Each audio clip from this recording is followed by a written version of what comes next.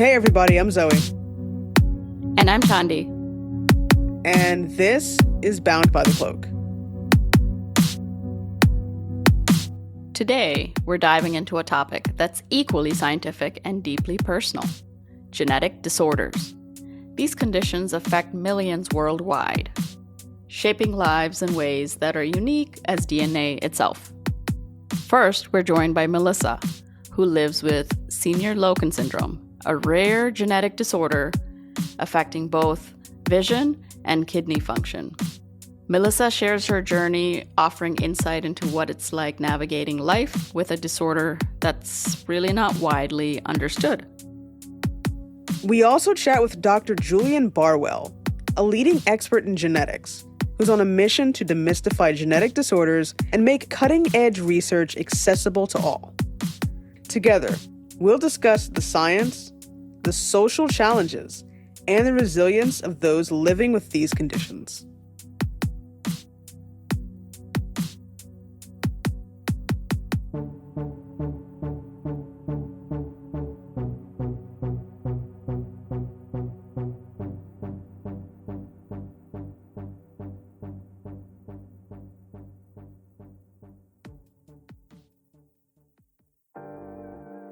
Hi, Melissa. Welcome to the podcast. Hi. Thank you for having me. Obviously, we're here talking about something very specific, which is your personal life experience. Can you tell us a little bit about yourself and what brings you to the podcast today? My name is Melissa. I am 35. I live in Georgia with my family, mommy, daddy, baby, toddler at this point. I have a teaching certificate for elementary education, which here in Georgia is pre-K through 5th grade. I'm currently pregnant with my second kid. What brings me here on the podcast is my genetic disorder called Senior-Løken Syndrome, which focuses on people who have this rare genetic disease that comes with blindness and kidney issues. How common is Senior-Loken Syndrome? From what I heard from geneticists, or the genetic doctor, I should say, it's like 0.10 of the population, so it's very rare. Senior-Loken Syndrome is an inherited disorder that causes progressive kidney and eye problems. I think I met one other person who had it. Let's start from the beginning. What did you know about your condition when you were young? And did anyone mention what caused your blindness? So when I was young, I went to different specialists. After my pediatrician said I can follow the light, when you go to your first pediatrician visit. After you were born, they have you do some hearing stuff and follow the light and just check different milestones. And according to what I was told, I couldn't follow the light that they were shining in my face. So then they started to figure that I was blind. And then when I was a toddler, I started going to specialists in New York and in Newark, and they said that my retina wasn't developed, and I had something called Leber's, which is the blindness or illness that I could say that they diagnosed me with. Leber congenital amaurosis is caused by mutations in the genes that encode proteins that are essential for the rods and cones in one's retina to function and develop normally. And they tried contact lenses, they tried glasses. I remember wearing glasses and nothing helped. I don't know, it's because they weren't as educated or they were trying to be optimistic. I don't know. But it's just like they tried these different things and it didn't work because, I was permanently blind and there was nothing that they could rectify to make it better or anything. So obviously you grew up knowing that you were blind, and obviously your family did. Did you have any idea why? No, I was just told that I had Leber's and the retina didn't develop properly and that I was blind and I was different and, that I had to do things differently. Thinking about this as a timeline, right? First, you're born blind. Now you've moved on to, okay, like this is me, right? This is my condition. You were a teenager when something else happened. Well, it started when I was starting my period in adolescence. I got my period when I was 10, but then at 11 or 12, I would be throwing up a lot, and my pediatrician kept saying it was normal, it was normal, it was normal. At 13, I was, throwing up a lot, and then I started getting sick out of nowhere. One day I went to the park with my old babysitter and her granddaughter and just a few other kids. It was summertime, and I had collapsed, and I threw threw up and then I collapsed in the park. And that was another sign that something was wrong. And then after that, we didn't think much of it. It's like, okay, maybe it's the heat or, things like that. And I went to my doctor and it's like, okay, it's normal. They never did any blood tests, never did any urinalysis or anything that might look further into, the throwing up or the passing out or anything. So I started high school after that summer that happened. And then one October afternoon, I was walking to public speaking after lunch and I kept stopping because I was out of breath. And then my aide at the time was like, okay, we have to take you to the nurse's office, because I'm like, okay, but I think I can make it, because I'm like, let me go to the water fountain and drink water. And then it's like, oh no, I kept stopping, like I was out of breath, and she didn't think it was normal. Took me to the nurse's office. They called my mother and she told my mother, don't take her to the pediatrician because she's not doing any blood tests or anything. And then she advised her to take me to the emergency room, which she took me to St. Joe's Hospital emergency room, and they did a bunch of blood tests. My blood pressure was like 150 over something, or was it 200? I don't remember. It was just high for a 14-year-old. And then they did blood work and my hemoglobin was like 3. My creatinine, which is my kidney function, was like 3.5, which is pretty bad. The normal creatinine level for a female is 0.5 to 0.9. For male, it's like 0.5 to 1.5 or something like that. So it was definitely not normal. So they did other tests and they diagnosed me with kidney failure. And how did your daily life change, when you found out that you had kidney failure?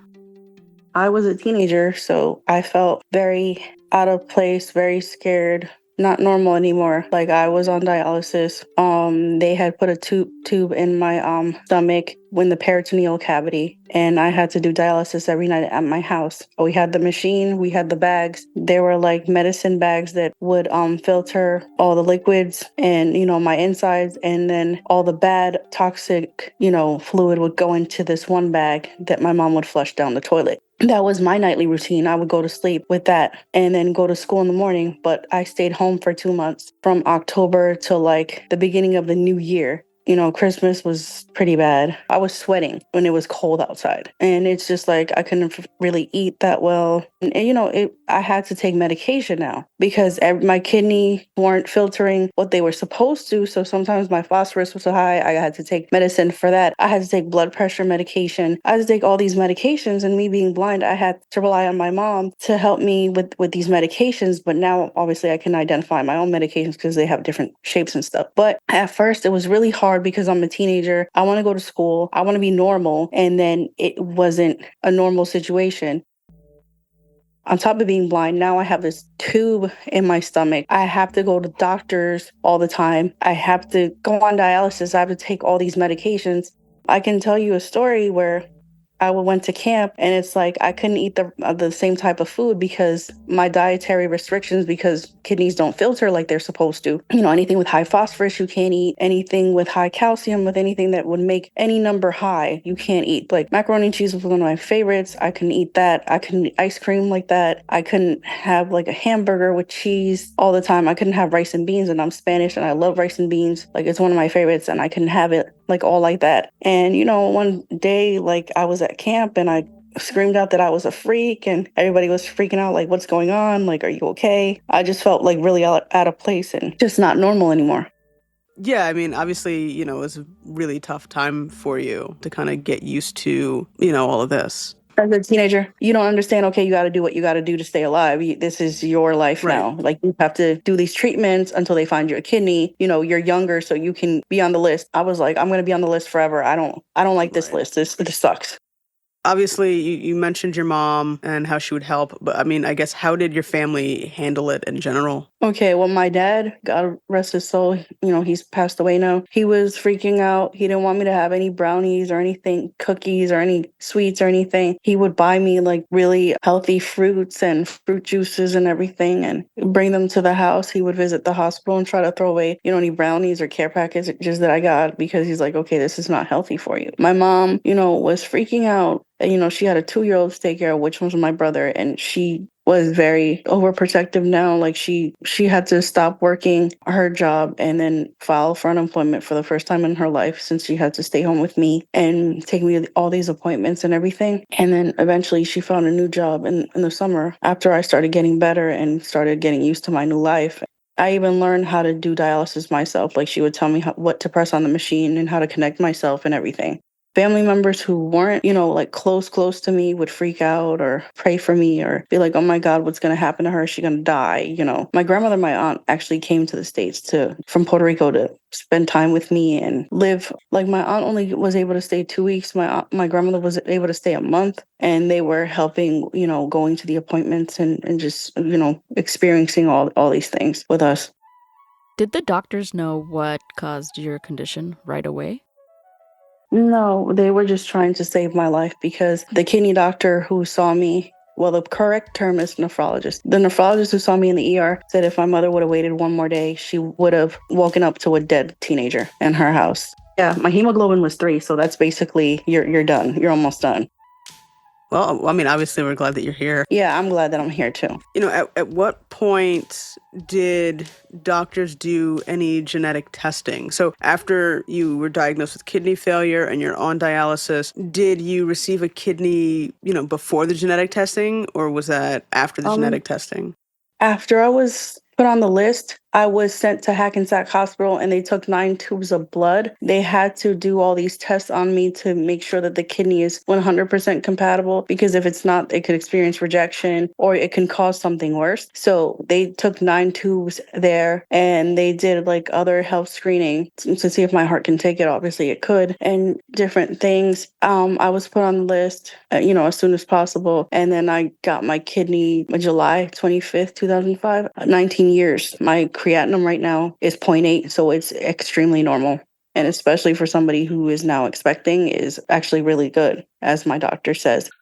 So I had to be put on the list because Hackensack is the only people who do the transplants. But after I got my transplant and started seeing the kidney doctors at Hackensack Hospital, including the surgeon who saw me, then they wanted to do genetic studies about, the blindness being related to, that's when they openly said something about the blindness being related to the kidney issues. And I spoke to the genetic team. They might have done blood work that might have indicated that, but they didn't voice anything until I already had my transplant. And it was one of their patients and, speaking to them.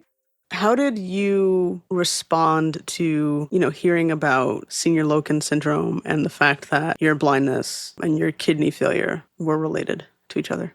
So when they started explaining it, the 16-year-old me, I heard about it and it's like, okay, it's a genetic mutation, and they were explaining how it works. And then they asked my mom, you married your cousin, and asked her these questions. And it's like, because you married your cousin, your genes collided and this is what she has this. And I was like, I knew it. I knew it was something to do with that. I knew it wasn't just some random thing because I wasn't a preemie. I didn't have any other health issues to indicate that I was going to have a kidney failure or blindness. I didn't have like any childhood diabetes or any high blood pressure or anything when I was younger. Like I had nothing. So it's like it came out of the blue, both of them, inexplicably, because, you had to go to all these doctors, for the blindness to figure out what it was. And then the whole kidney situation, they did all this blood work. So it's like, obviously it's a rare situation. So they really had to study everything before they said anything. So I was in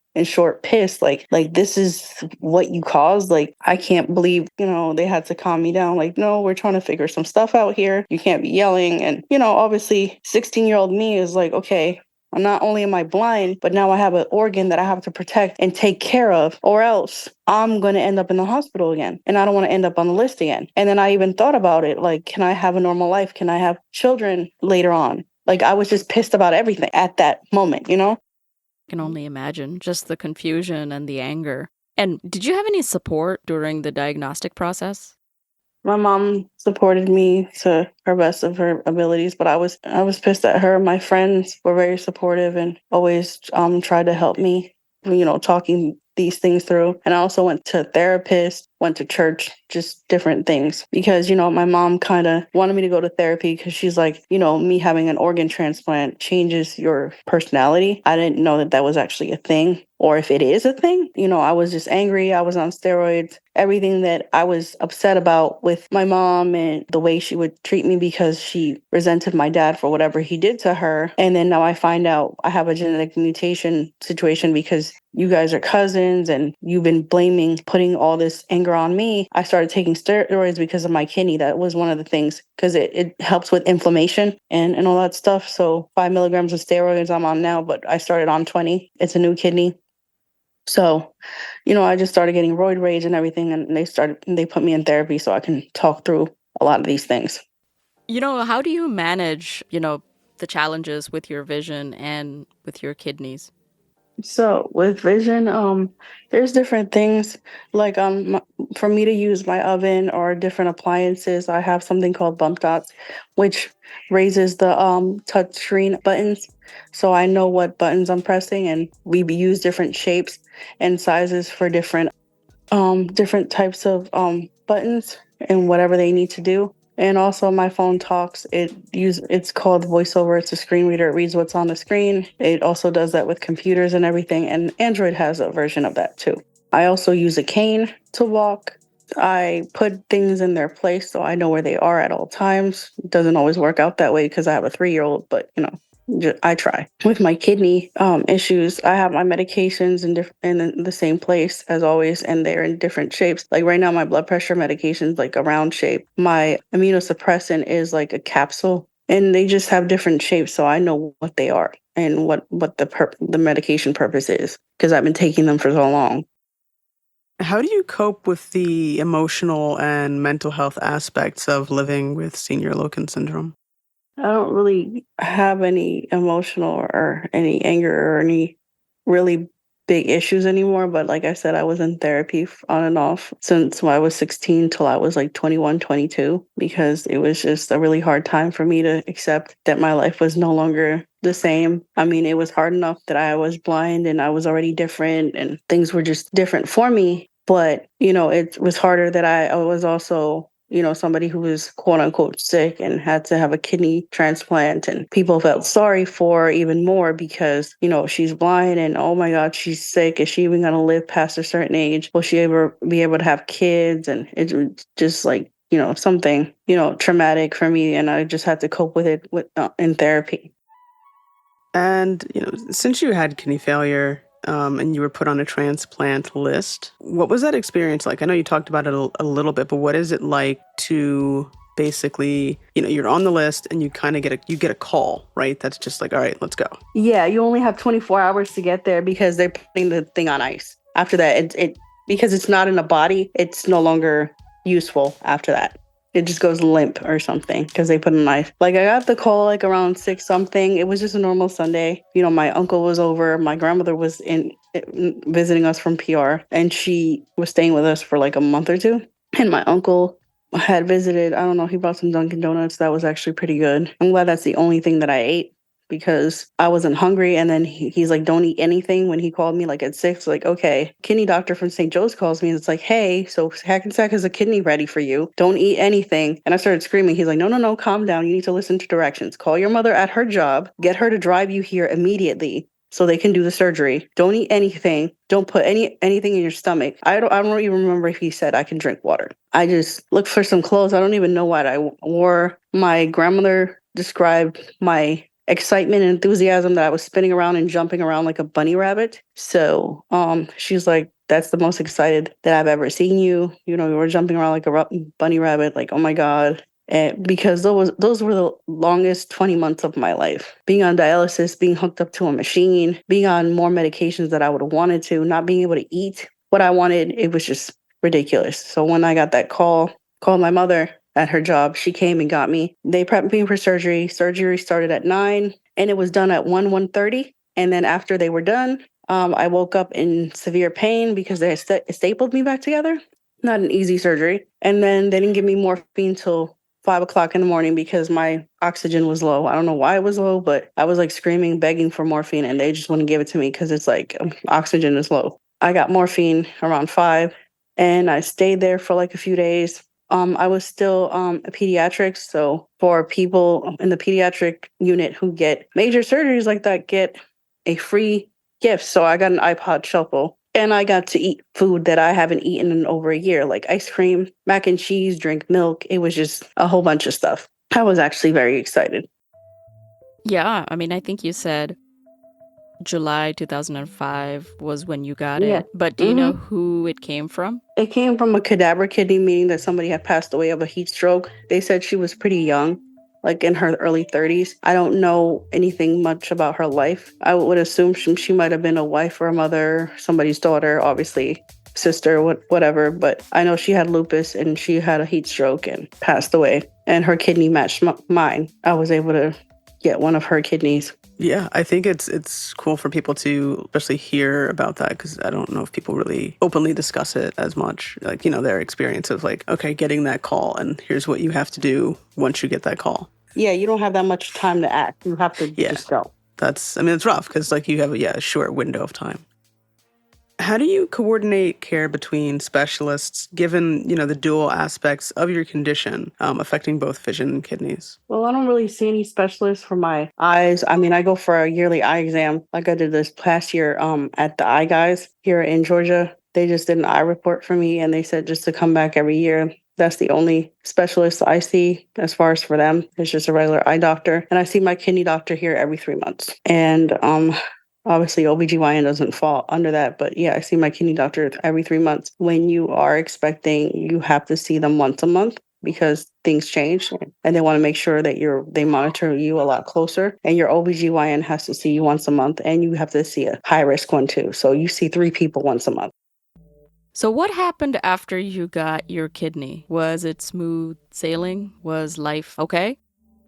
When I first got it, I started on these new medications, which were like the steroids and the Prograf, which is the immune suppressant, because your immune system has to be a little bit suppressed so your antibodies don't attack the kidney. Blood pressure medication, you're on that for life because, you only have one kidney. And it was smooth sailing at first because sometimes I wouldn't urinate by myself. I would have to go to the hospital and they would have to put a shunt in my urethra and take it out that way and help me urinate, like because my kidney was getting used to my body. Apparently, I couldn't sometimes urinate on my own. I blew up a little bit because of the steroids. I felt really fat and uncomfortable. I didn't know why I wanted to eat sometimes, and I was just it wasn't smooth sailing at first because it takes you like a year or two for the body to adjust to your kidney to adjust to your body. Sorry. So no, it wasn't smooth sailing at first. So I got my kidney in 2005. Started being on different medications. Obviously, in your first year of your kidney transplant, you're supposed to be on a high dose of different things, but they're supposed to gradually decrease it so your body gets used to the kidney. You're not on so much medicine. In the first year, you're supposed to, be on a high dose, and then after that, slowly decrease it. And in order for them to do that, they have to monitor your blood work and constantly just monitor your blood work. Keep checking it and keep checking your levels. So after like 3 years, I was still on the same dosage of this medicine called Prograf. That is an immune suppressant. The blood level has to be, if you're a new kidney patient, it has to be between 5 and 7. And if you're established kidney patient like me with an established kidney, it's 3 to 5. 3 to 7, sorry about the numbers. So mine was higher than 7 in my blood work because I was still going to St. Joe's Hospital in Patterson. And they kept seeing that, but they said they're like, okay, it's still a new kidney after 3 years. We don't want to decrease it. And then something happens to the kidney or you experience rejection. So I didn't know this, but if it's high in your blood work and it's in your bloodstream a little and they don't decrease it, you can get something called PTLD, which is a form of cancer. It's called post-transplant lymphomatic disease. I got non-Hodgkin's lymphoma in my chest, the size of an orange, and I had one mass, and I forgot the size of it, and it was in my lower intestine. That one they took out. I was bleeding in my stool and everything when they took me to the ER.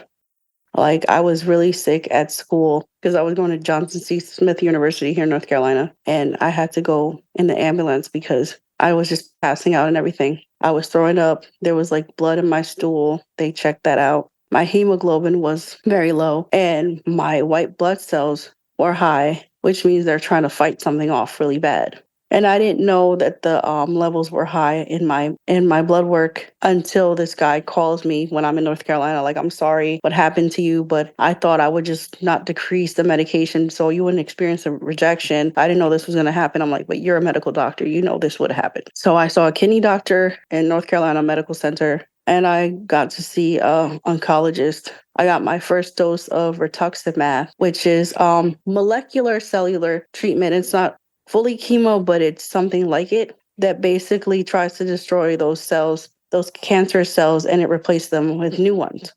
The first time I got it, my mom was with me because she had taken the train from Jersey to North Carolina. My cousin came to visit me. She got me some McDonald's and fruit basket and everything. And I'm like, oh, let me eat my lunch. And then when I was taking the treatment, I threw up. And I'm like, I felt so bad. Like she bought me lunch and she just saw me regurgitate the lunch in front of her. Like I felt so bad. And I went on a train back home. And after that, I started going to Hackensack. That's when I met Dr. Harris and his team, one of the best oncologists ever to walk the face of the earth. He's retired now, but he was amazing. I remember meeting him, and I was always worried about it, getting bigger and everything. I got like 4 rounds of that, and my orange started slowly decreasing. And I'm like, can I get more rounds so it get faster, go down faster or something? And he's like, okay, you're being a worried wart. So let me tell you something.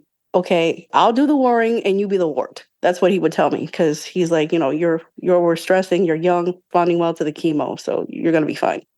And I remember going there every Monday with my mom and just spending the whole day there. I remember having Lorna Doones and coffee and an everything bagel in the morning. And, they give you lunch, but I couldn't fully eat my lunch because that was when I was doing treatment. And then obviously forget dinner. I just passed out when I got home. So I got like 4 rounds of that treatment. And then after a year, the orange size mass was no longer there.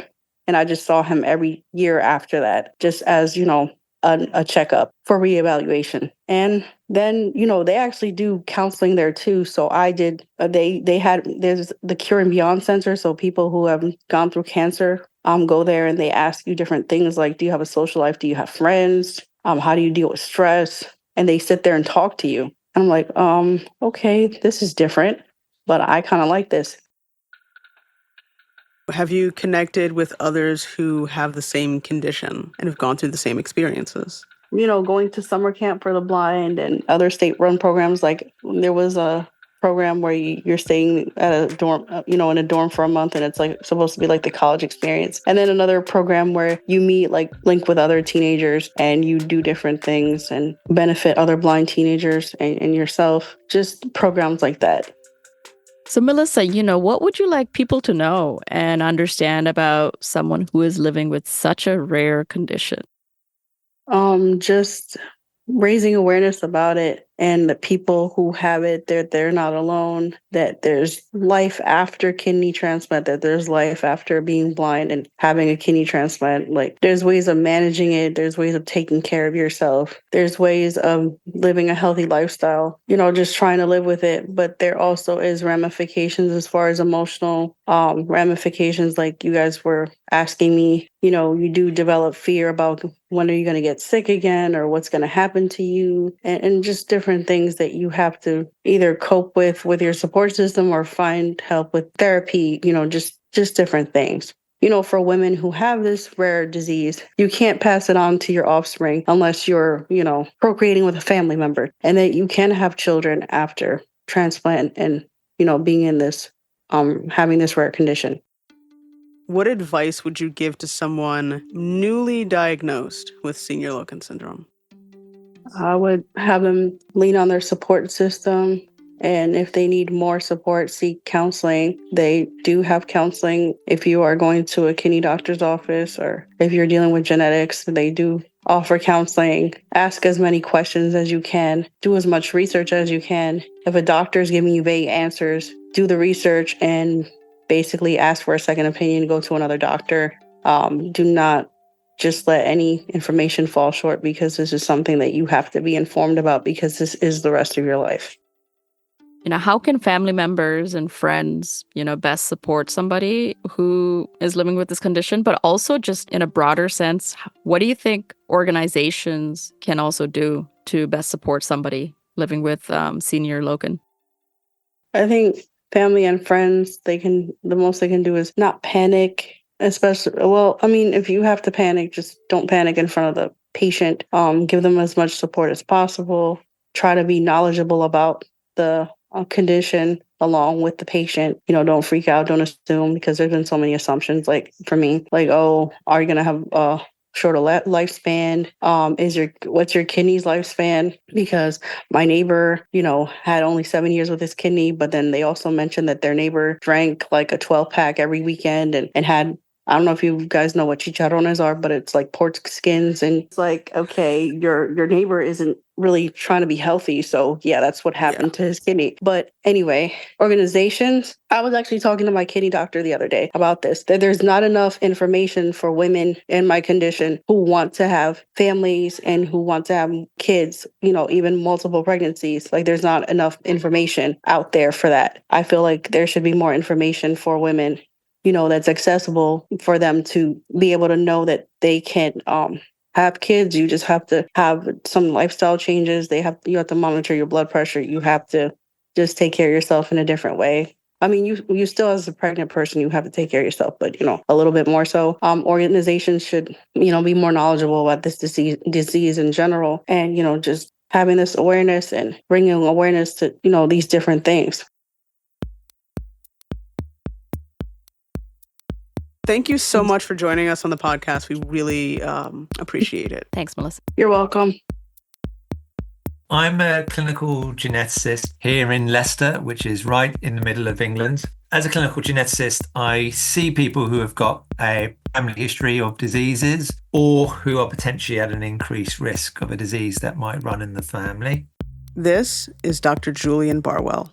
Got into this through medical school. I did an extra year in medical genetics as well. So I then decided to do clinical genetics training, and this was all in South London. And then in 2007, I got a job in Leicester, mainly working in inherited cancer. So Angelina Jolie had preventative breast surgery, and I wrote a paper called The Angelina Jolie Effect, which went around the world, helped me get my professorship in genetics. I always hoped she would change my life. Wasn't quite what I had in mind. And what are some of the most common genetic disorders that you think the public, that people should be aware of? Well, of course, the most dangerous genetic disorder we don't even really think about. It's rhesus disease of the newborn, which is related to blood groups. But when somebody's rhesus negative, they get an anti-D when the baby's born, and it sort of stops the mother creating antibodies against future children that might be rhesus positive. So sometimes we forget what's genetic and what isn't.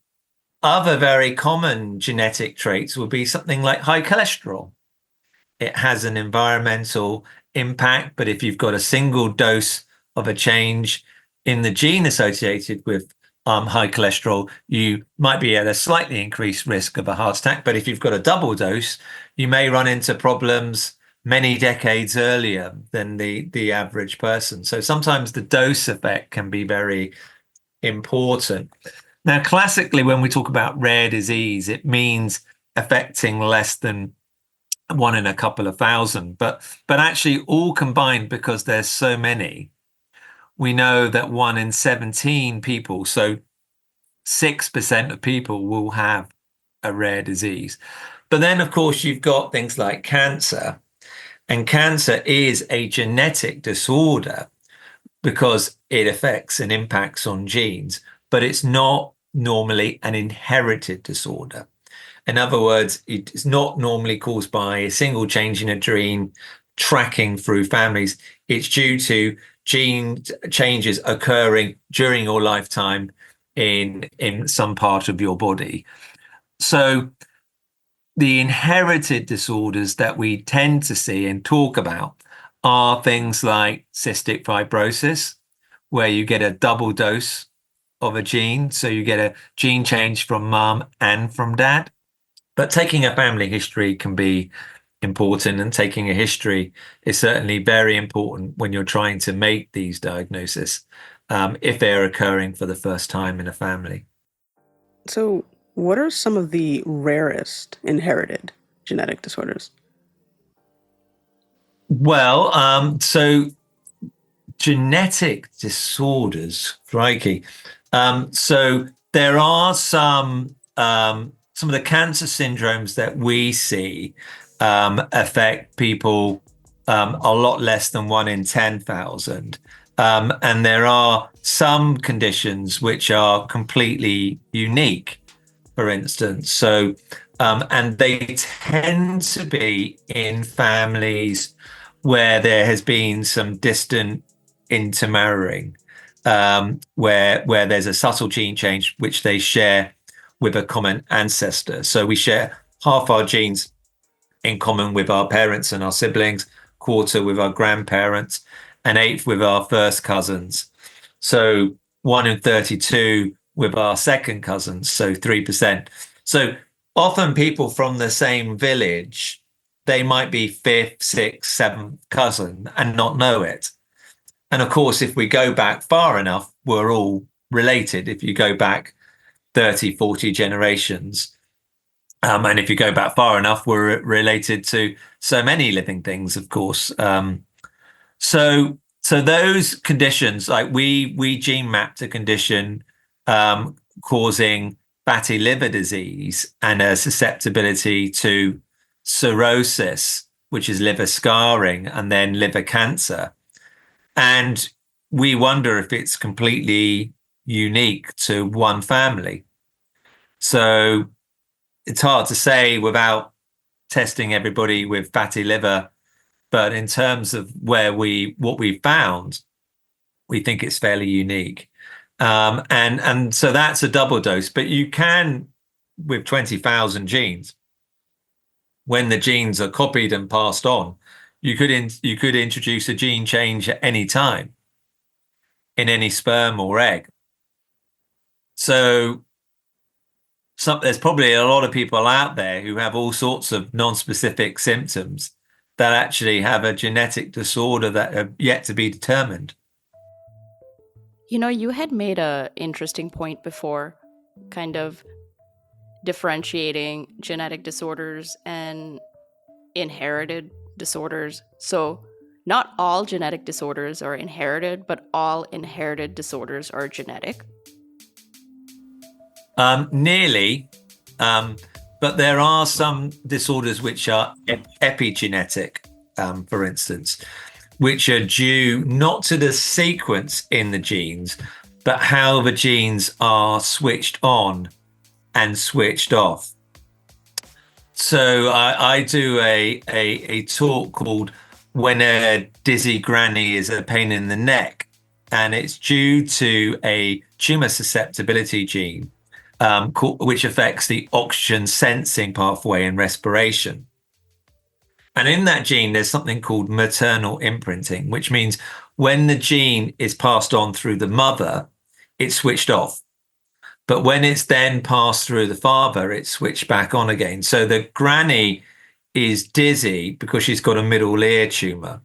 Her son is absolutely fine and unaffected. But that's because the gene's been switched off. But when the gene is switched on again in the child, they get a carotid body tumor in the neck. Dizzy granny, pain in the neck, maternal imprinting. So that's due to the way in which the genes switches work. Because it's like a 100-meter race. It's not the race, it's the starter pistol. So all genes have got these starter pistols or these switches, which are called promoters, and they can be altered. So it isn't just a case about genes making proteins, it's how they are controlled, which is also important. So how do our genes influence our overall health and susceptibility to certain diseases? So it may be that a gene stops producing a protein. And that protein is important, perhaps, for instance, for DNA repair. An example of the wider impact of genes, for instance, is there are genes involved in DNA repair, which double check material before it's passed on to a daughter cell. If that gene that is checking the DNA doesn't work, it has an impact throughout the entirety of your genome, which is 6 billion letters. We're now looking not just at gene changes, but we're looking at the impact of genes on the entirety of the genome. It's actually almost a post-genetic era. And we're doing that with the genome, but you can also do that looking at proteins as well. It may be that that protein isn't produced, but it may be that that protein is going to be changed, because it may be still produced, but there may be particular parts of the protein are really important. How do lifestyle choices impact the expression of genes? Certainly, your lifestyle choices can have a massive impact, for instance, on the pressure you put your body under, which then requires repair mechanisms. So if you go out in the sun too long, if you have too much barbecued food, which have got carcinogens in, if you have a diet high in lots of foods beginning with the letter C, so we're okay with cucumber and carrots, but nearly any other food beginning with C runs the risk of putting up your cholesterol. So cake, cream, cheese, crisps, chips, so curry, chicken skin, corn syrup, canned colas, all of these things could theoretically increase the risk, for instance, of fatty liver disease, for instance. How can we improve public understanding and awareness of genetic testing and its implications? So lots of different ways you can do that. So the highest impact and the quickest way to have the biggest reach is via stories. So that's where things like using the soaps is useful. So television shows or celebrity stories. So that's where the Angelina Jolie story, that tripled referrals locally, doubled nationally, for instance, in one fell swoop. We reach out to school kids to plant the seeds early in terms of books and accessible ways of educating them. We work with patient groups as well. So they have got what you might call skin in the game and are passionate and have got contacts, and they may have some time, and they help support patients and they do lobbying, but they go out in the community. Another really important aspect is teaching postgraduates in medicine and allied specialties. What ethical considerations do you believe are most pressing in the field of genetics today? So there's two or three really. So one is classic family dynamics. So a daughter comes along, there's a gene change in her uncle. She wants to know if she's got it, but her mother, who's the sister of the uncle, refuses to be tested and says, if you test my daughter, I'll sue you. Or there's non-paternity in the family, something like that. So that's a classic family dynamic. The second is what we call the computer says no ethical challenge, which is you can come up with a brilliant model adding in the patient's body mass index, their alcohol intake, their genetic profile, their family history, their ethnicity, their medical data, and create a big mathematical model. But then the computer says you can't have this, that, or the other. And people feel, well, that may be scientifically or mathematically accurate, but is it right that I'm not getting screening because I'm living in this town, or because I'm African Caribbean in my extraction, or because I'm from China? And people have a real sense of social justice with that. And the third one is around big data, is about how our data is collated. That when we want to predict health patterns in the future, we are going to need to bring different data sets together, but people feel nervous about it. Classic example is 85% of men over 85 have got prostate cancer cells. It's one of God's special gifts for men. But so that means only 15% don't.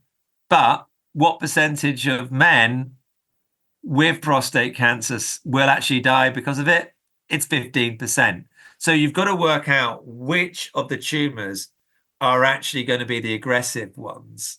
And that will only come by bringing huge data sets together and linking to health outcomes over time. But do we want all our data collected in this way? And how do we feel about that and how it's used? You're a children's book author now. That's right. Yes. Wow. Absolutely. I wrote a book called What is DNA, which is a very silly book based on questions like what came first, the chicken or the egg? Why don't I like Brussels sprouts? Why is my hair ginger? Why is my brother taller than me? Am I 50% a mushroom or just a fun guy? Fun guy. And that joke's not really hashtag winning, I don't think. It's how to spot a relative after 500 years, why they put blue in a traffic light. Now, I don't know, I'm sure you know the answers to all those questions, but they're all different genetic principles. And the book really came out of, I was scrolling on Facebook, other social media sites are available, and I saw this debate about Brussels sprouts. And so many thousands of people were interacting with this debate. And I thought, that's odd, that's a genetic trait, and it's a hook. And so that gave us the idea, myself and Anita, our resident doctor, who's now a consultant attending, and we put together this book based on these questions that kids ask. And the book is quite fun and silly, but it's very academic because it covers epigenetics, behavioral genetics, viral genomics, and mitochondrial genetics. And there are many books that cover traits like hair color and eye color and DNA being the code to make you and build your body. But there aren't many young children's books that really get to grips with molecular biology as a whole. And I hope we've got that balance of real scientific depth with a lot of fun. Do you think genetic education has a role in school curriculums? I certainly hope so. I think there's a lot more that we could do. It's certainly come a long way since, I mean, it's obviously our DNA profile is going to be for the coming generation a part of identity in the way, for instance, that in the past our DNA fingerprint was, or we might consider our address to be. A lot of people use the understanding of DNA to understand and think about where we've come from and how to live a life. And that works for some people, not for others, but for many, it's a big part of their identity.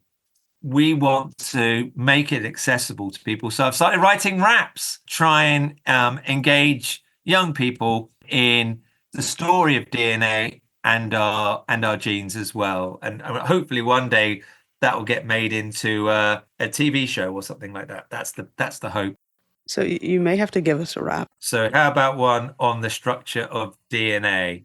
There were two scientists, Watson and Crick. They came from Cambridge, didn't want to miss a trick. 1953, they wrote just 2 pages explaining life on Earth across all the ages. Wilkins and Franklin had found a DNA spiral. Soon their journal paper went totally viral. One strand spins up, the other goes down. A sugar-coated ladder twisted tightly around proteins that switch both off and on. Genes cross generations like father to son. With just 4 letters, A, T, C, and G, the code creates the whole of biology. Because explaining replication had always been the trouble, and the problem was solved when the helix was double. The 4 letters always pair off exactly the same, so DNA can copy itself again and again. So biology changed in a 2-sided letter like so many things in life. The simpler, the better. That's perfect. That is what, ladies and gentlemen, a midlife crisis looks like. We don't just live on Earth, we are Earth, and we are all intrinsically part of this beautiful planet. And that DNA is part of that particular message. I'll finish with this, but our genes are coded messages we get from mum and dad. Building and repairing our bodies, they really ain't so bad. In fact, we need 20,000 inside of every cell. How they cause us problems was worked out by the monk Mendel. He did some experiments in his garden by crossing some sweet peas. He thought mating them would be quicker than using us or trees. He showed that genes come in pairs. Sometimes one change was enough to make the sweet pea vulnerable or maybe super tough. Sometimes, though, he showed both copies need to change for a trait or characteristic to occur outside the normal range. Molecular techniques found our oldest gene started 2 billion years ago. However, I can't believe my body is all I've got to show. But it's been quite a journey ending up with me. Our DNA is not just a code, it's the clock of biology. So Darwin, I guess, was right about chickens being dinosaurs, this scientific breakthrough worthy of applause. So we're all part of nature. Don't give it a wide berth. We don't just live on the planet, we are Mother Earth.